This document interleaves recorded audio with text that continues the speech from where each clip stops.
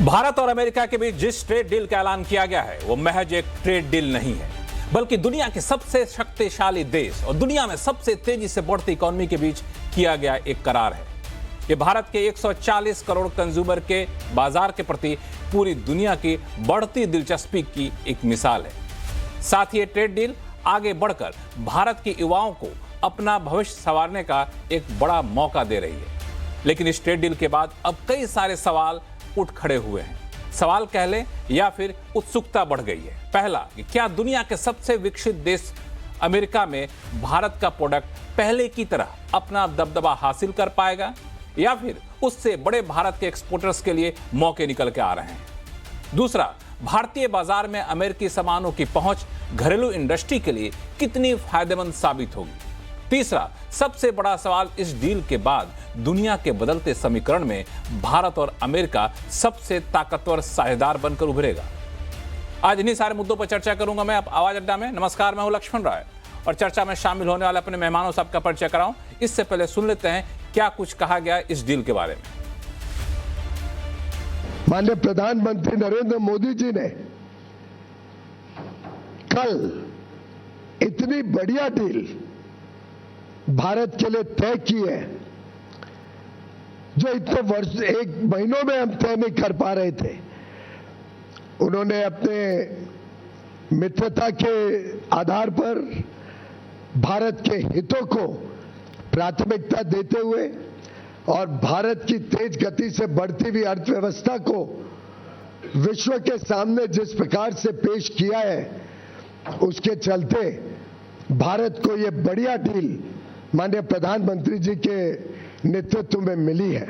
माननीय प्रधानमंत्री नरेंद्र मोदी जी ने हमेशा एग्रीकल्चर और डेयरी इन दोनों सेक्टर्स को संभाला है, उनके हितों को संभाला है और इस क्षेत्र में लोगों को उज्जवल भविष्य मिले और मौके मिले, आमदनी बढ़े, उसके लिए लगातार काम किया है। कभी उनके साथ, उनके हितों के साथ समझौता माननीय प्रधानमंत्री जी ने नहीं होने दिया और मुझे खुशी है कि पूरा देश इस बात को समझता है।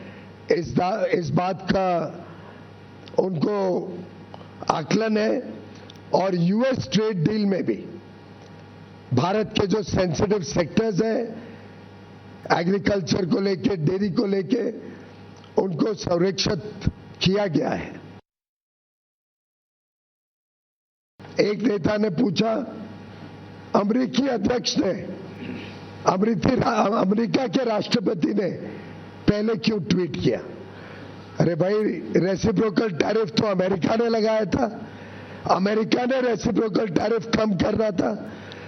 तो जब उनको टैरिफ कम करना है और 50 से सीधा 18% इतना कम हुआ तो उसकी जानकारी तो उधर से ही आएगी। स्वाभाविक है कि उनको टैरिफ कम करना है तो उसकी जानकारी राष्ट्रपति माननीय डोनाल्ड ट्रंप जी देंगे।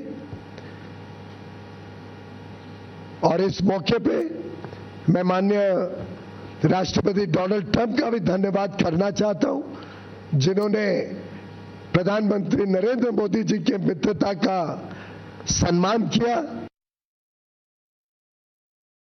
तो आपने सुन लिया, कई सारे सफाई यहां पे निकल कर सामने आ गई उद्योग वाणिज्य मंत्री पीयूष गोयल साहब की तरफ से कि जो आरोप ये लगाया जा रहा था दिन भर में कि भारत के किसानों के हितों के साथ समझौता है, छोटे मझोले उद्योग कारोबारियों के साथ समझौता है, तो उन्हें साफ कर दिया कि ऐसा कोई समझौता नहीं किया गया है। ड्यूटी चूंकि उन्होंने लगाई थी तो ड्यूटी घटाने का ऐलान करने की जिम्मेदारी उनके ऊपर ही है।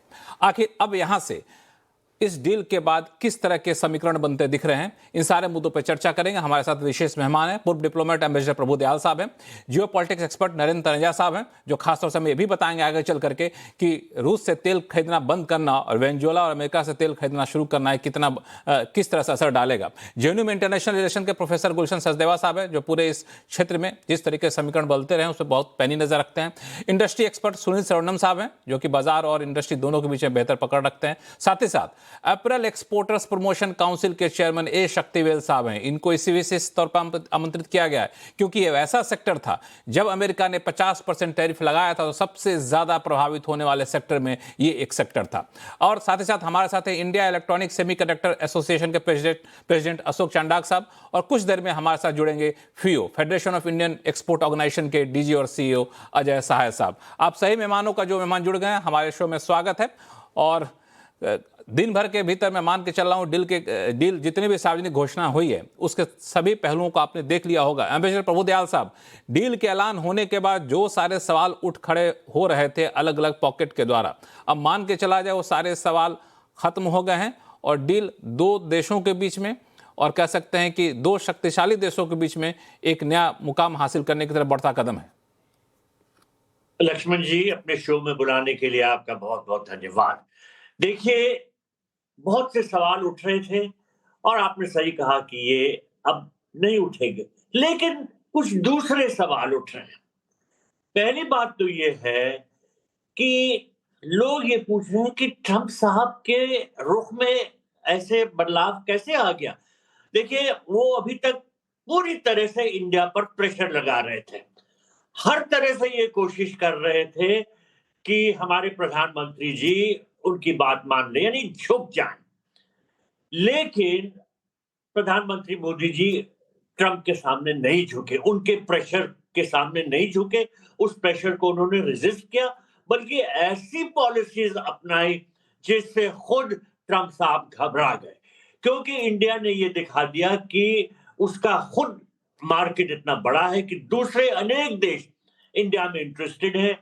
EU के साथ बड़ी ट्रेड डील की और कई देशों के साथ, ऑस्ट्रेलिया, न्यूजीलैंड के साथ बातचीत, ट्रेड डील्स की हैं, और दूसरे देशों के साथ रीसेटिंग की, जैसे चाइना के साथ काफी रीसेटिंग हुई। तो प्रेशर में आने के बजाय प्रधानमंत्री मोदी जी ने ऐसी टैक्टिक्स अपनाई कि ट्रंप खुद ही प्रेशर में आने लगे। देखिए, ट्रंप जो है वो हमेशा इस बात को दिखाने की कोशिश करते हैं कि वो दुनिया में सबसे शक्तिशाली है, वो जो चाहते होगा। अपने वोटर बेस पे भी वो इसी तरह छाए रहते हैं कि जो ट्रंप चाहेंगे वही होता है दुनिया में। तो उनको एक ऐसा एस्केप रूट चाहिए था। अब वो उन्होंने खुद ये एस्केप रूट ढूंढा।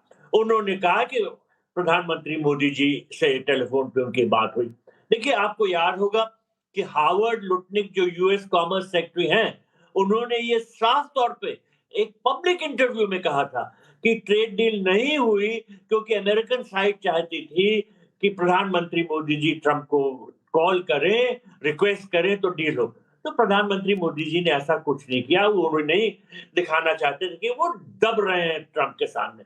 अब ट्रंप ने खुद फोन किया और ये कहा, देखिए, कि वो जो रेसिप्रोकल टैरिफ है वो 25 से 18% कर देंगे। जो प्यूनिटिव टैरिफ थे ऑयल परचेजेस में, उसकी बात नहीं की, लेकिन ये कहा कि इंडिया ने अब हमसे कह दिया है कि अब वो ऑयल नहीं खरीदेगा रशिया से। तो इस बहाने को ढूंढते हुए सर्जियो गोर जो US एम्बेसडर हैं, उन्होंने कहा कि अब वो भी टैरिफ हट जाएंगे। हालांकि ट्रंप ने अपने ट्वीट में कोई ऐसा नहीं कहा था। इसके अलावा ट्रंप ने ये कहा कि जो इंडिया है वो 0% कर देगा टैरिफ वगैरह वगैरह। तो अपने वोटर बेस को उन्होंने दिखाने की कोशिश की एक एस्केप रूट के जरिए कि उनकी बात मानी गई। हालांकि असलियत यह है कि ट्रंप खुद झुके हैं। उन्होंने, देखिए, इंडिया ने कोई मानने के लिए, हालांकि मेरा मानना है प्रभुदयाल साहब मेरा मानना है कि झुके कोई भी, लेकिन यह है कि देर आए दुरुस्त आए। दो बड़ी इकोनॉमी, दो बड़ी अर्थव्यवस्था आपस में मिली है आगे चलकर बढ़ने के लिए, तो मुझे लगता है कि इसको इस नजरिए से भी हमें देखा जाना चाहिए।